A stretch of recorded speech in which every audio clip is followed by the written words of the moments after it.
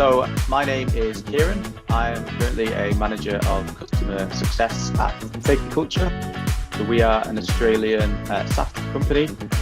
We have a suite of different software products, but our area of operation is primarily a digital operations tool.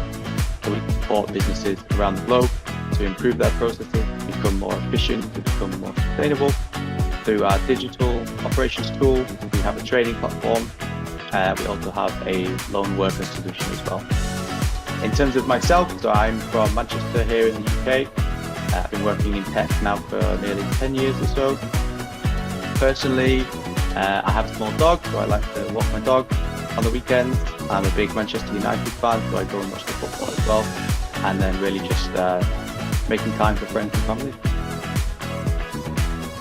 So my first role really after university was in customer support for a large global technology company. And that's really where I found my passion for supporting customers with resolutions to problems, whether that was with their software, whether they wanted to learn about a new way of doing something, or even fixing their phone or laptop or tablet. After that, I had my first introduction to SaaS with Safety Culture. I started there as a customer support analyst. So I was working through email responses, through phone calls and live chat to help our customers gain resolutions to their problems, help them discover how to best use our platform.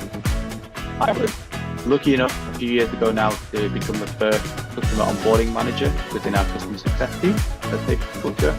So that gave me the opportunity to start to define our process, to work through what implementation and trials look like for us, given that we hadn't really had experience doing that before. I then became the team lead of that team and helped grow it out over the global teams. And then currently I am a manager of customer success, so looking after some of our senior and principal customer success managers to manage our global accounts for some of our larger accounts. Quite a few things really. I think the biggest thing for me being in leadership is helping other people to develop, coaching people to become where they want to in their career. So helping people find what suits them, what their path is, helping train and helping improve people's skills. I think from an operational point of view, I really enjoy introducing new processes and optimizing existing ones. So if I find a gap or a problem with the way that we're doing something, I enjoy getting into that problem, figuring it out and ultimately trying to solve it. The other thing really is I think our company has a really great mission. We're not just making software. We really try and help improve people's lives and improve the way that companies and organization works. So I would say a combination of helping people develop, working to optimize systems and processes, and then being part of a company where the product does have a genuine impact in the world.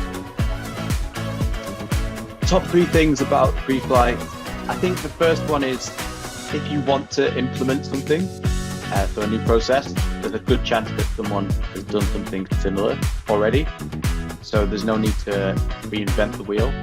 I think there's a few scenarios where I've looked on there for how to expand implementation into a new customer segment, for example, and you find lots and lots of resources, lots of information from other people that have already tried.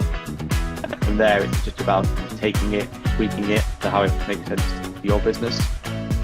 I think the events are great. Obviously, lots of webinars, lots of content, and it's nice to network and learn with other professionals to understand how they do things and how you can implement their changes as well. And then I think the thing for me is it's general support and advice. So it could be, you see a lot of questions around, has anyone used this type of system for this? Or do you have recommendations on how I can do this? And it's a very active community, so you get lots of support, questions like that as well. I think a few pieces of advice for me would be to learn from what's already there, like network, create those connections and understand how other organizations do things. Not everything is going to fit the way that your company chooses to do it, but a lot of the concepts and the frameworks will be similar and applicable. I think if the implementation journey is new within your business, don't be afraid to just try things. We changed our process so many times over the years because we realized that we could be more efficient somewhere, or maybe we need to reduce the way that we do something else.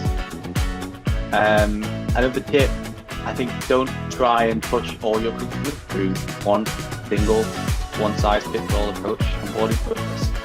There should be elements that are reproducible and repeatable, but every customer is going to be slightly different, and even different customer segments will require different strategies and approaches. And then one thing that I think is really important in implementation in general is don't underestimate the communication plan that your customer or your client has internally. Don't just assume that they have one. I think that's often a big barrier to adoption, is the internal stakeholders that will be using your system or software aren't necessarily up to speed as to why or when or how. So work with your customer to define what that communication plan is, and you can even make suggestions on what works well. I think those would be my top tips.